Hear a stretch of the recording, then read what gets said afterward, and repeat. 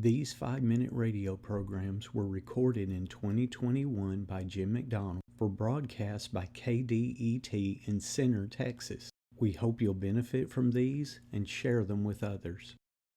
Saul of Tarsus was a mighty preacher of Jesus. On his second journey, he came to Thessalonica, and for 3 Sabbath days in the Jewish synagogue, he reasoned with them from the Scriptures, opening and alleging that it behooved the Christ to suffer and to rise again from the dead, and that this Jesus, whom, said he, I proclaim unto you, is the Christ. Acts 17:2-3.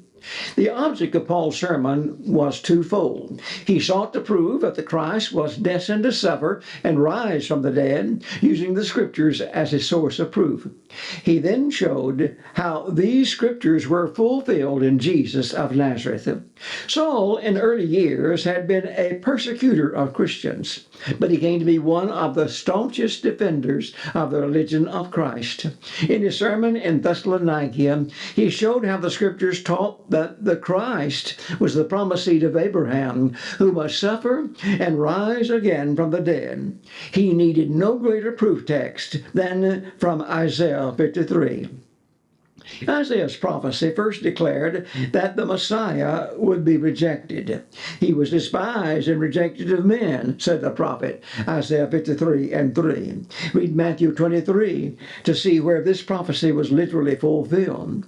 The prophet had predicted that the Messiah would be rejected even by his own disciples when he said, all we like sheep have gone astray. And not only did Peter deny Jesus, but the rest of the disciples also forsook him. Matthew 26:56. Pilate was astonished when Jesus would not speak in his own defense. Mark 15:4-5. But Isaiah had written, when he was afflicted, he opened not his mouth. Isaiah 53:7. Isaiah had written, his judgment was taken from him. Isaiah 53:7. And although Pilate said, I find no cause of death in him, I will therefore release him, Luke 23:22, that verdict was not allowed to stand. When the soldiers divided his garments and gambled to see who would get his vesture, this also was a subject of prophecy. See Psalms 22:18, fulfilled Matthew 27:45. It was also prophesied that he would be crucified between criminals. They made his grave with the wicked, the prophet said in Isaiah 53:9.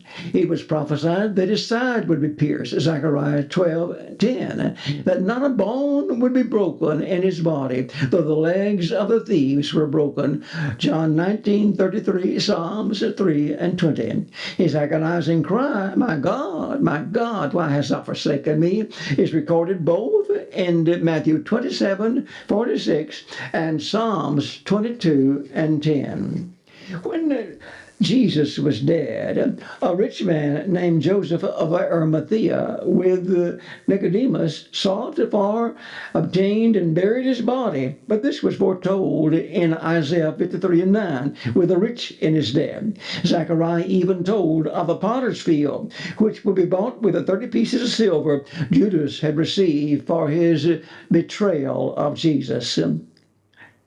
Saul's proofs that the Scriptures which showed that the Messiah was to suffer and to rise again from the dead, and that Jesus of Nazareth was that Messiah of whom the prophets spoke, was fruitful. Many Thessalonians received his message, but not all received his word. Those who rejected the apostles' message persecuted him, and he was forced to leave the city. But he left a flourishing church behind. With all these prophecies predicted and fulfilled are marvelous while they are. In our next lesson, we will study one of the greatest prophecies of all time, the resurrection of Jesus Christ.